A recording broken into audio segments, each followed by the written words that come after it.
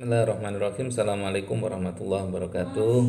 Rekan-rekan sekalian, mohon maaf dari janji hari Rabu kalau nggak salah ya, harusnya saya posting untuk video pengajaran asinkronus ini, tapi baru malam ini sempat, jadi mohon maaf. Topik yang kita akan bicarakan di dalam kelas pengganti yang kemarin ya, karena Anda semuanya hair, itu adalah International Humanitarian Law. Ini sudah saya jelaskan dalam perkuliahan yang ke berapa itu, ke-6 kalau nggak salah ya, bersamaan dengan International Human Rights Law.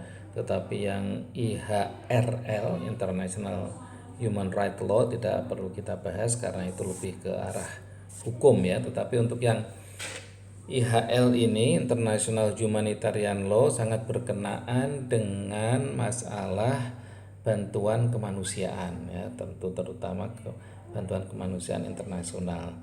Jadi bantuan-bantuan kemanusiaan yang dilakukan di luar negeri itu akan selalu berkaitan dengan hukum-hukum internasional yang ada di dalam IHL ini. Jadi sebenarnya IHL ini ada banyak sekali ya, ada satu set perundang-undangan gitu. Jadi tidak satu statuta saja gitu. Tetapi IHL ini mungkin banyak sekali undang-undang, konvensi-konvensi internasional yang terkait dengan persoalan-persoalan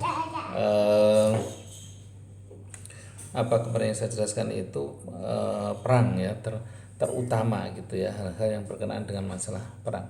Nah, kalau Anda klik di alamat website ini ya, nanti Anda bisa diklik yang di warna biru itu, nanti Anda akan terdirect ke sini. Sebentar. Wait.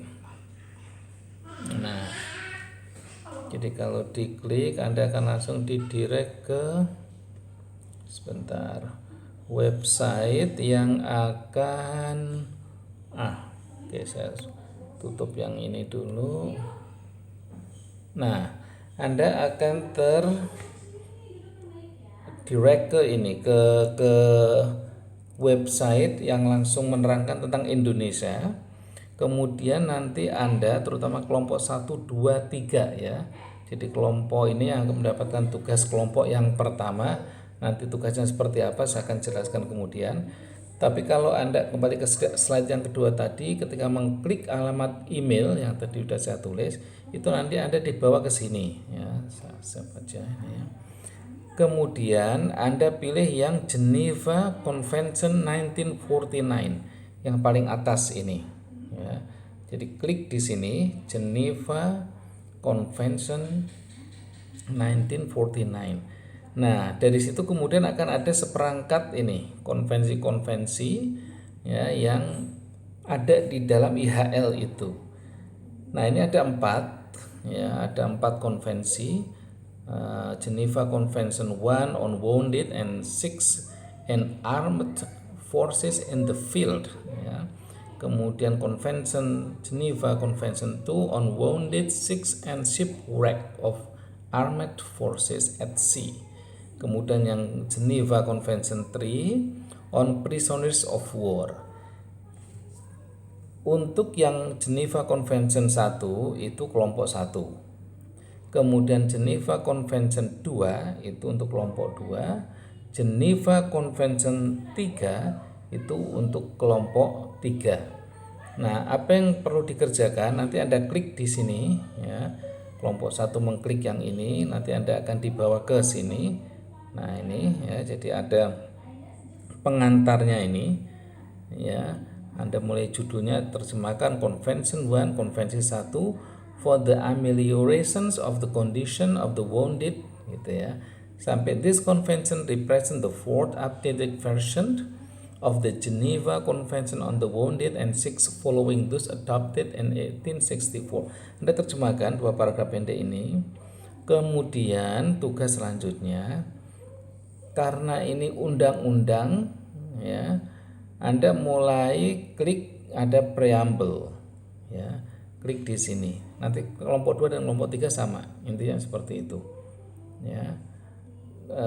Anda terjemahkan yang tadi itu judul dan pakai Google Translate aja, tapi kemudian nanti diedit sedikit. Kemudian itu karena sebagai preambulnya itu tadi ya, yang ini maksud saya nih, ya. Sebentar, ini yang sebagai preambulnya.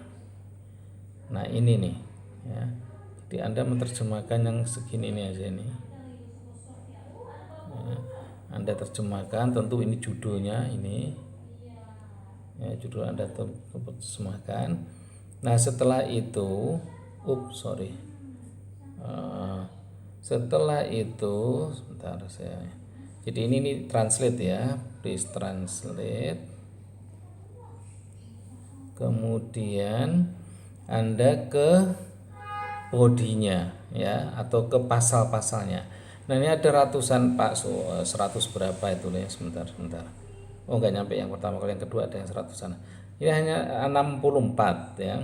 Tapi tugas Anda menerjemahkan sampai yang artikel atau pasal 50 ini ya. Nah, jadi kalau Anda klik, nah, jadi pasal 50 ya. Pasal 50 itu bunyinya seperti ini. Artikel 50 ya. Pasal 50. Nah, grave pieces ya. Nah, ini semua Anda terjemahkan ya. Terjemahkan melalui Google Translate saja ya.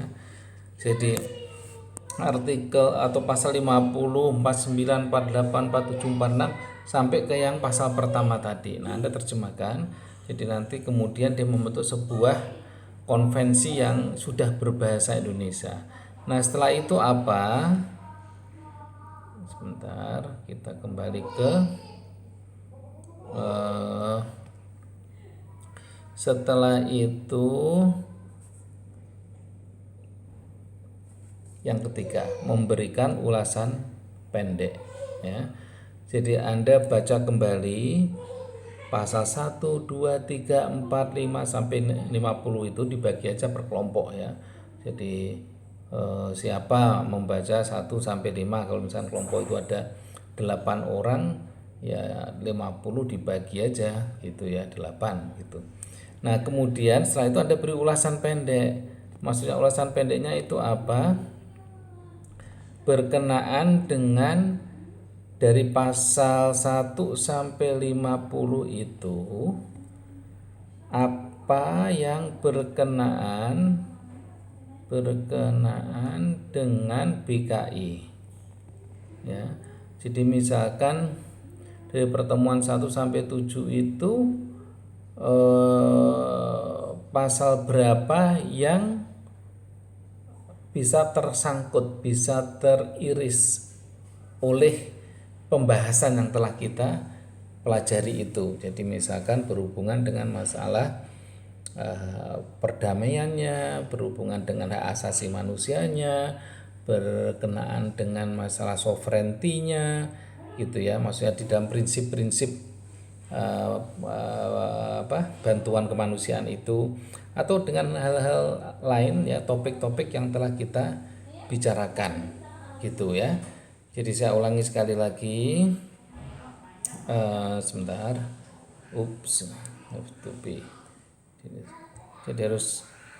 jadi topik kita yang pertemuan 9 yang kemarin Anda share itu adalah sebenarnya ini ya, kita akan membedah inti dan isi dari International Humanitarian Law. Nah, di mana IHL ini ada di alamat web ini slide yang kedua. Jadi ketika Anda klik ini, nanti Anda akan dibawa ke sini ya, ke yang tadi yang Indonesia itu. Nah, ke sini sebentar. Nah, Indonesia, kemudian Anda klik yang convention ini nih, yang paling atas, Geneva Convention, kemudian ada 1, 2, 3 ya. Kelompok 1 membahas yang satu. Kelompok 2 membahas Geneva Convention 2. Gitu ya. Kemudian ini kelompok 1, ini kelompok 2, kemudian ini kelompok 3. Nah, tugasnya apa? Menerjemahkan, tadi sudah saya jelaskan ya. Terjemahkan, kemudian ambil pasal 1 sampai 50 saja. Setelah itu, setelah diterjemahkan, Anda membuat ulasan pendeknya. Ya. Harus ada ulasan pendeknya. Kalau tidak ada ulasan pendeknya kan berarti tidak ada analisisnya gitu ya di sini gitu. Oke, saya kira cukup demikian ya. Nanti saya posting di YouTube, Anda bisa akses. Kemudian kalau hal yang kurang jelas Anda bisa tanyakan ke ketua kelas, biar nanti ketua kelas yang ke saya. Demikian rekan-rekan, semoga bisa bermanfaat. Assalamualaikum warahmatullahi wabarakatuh.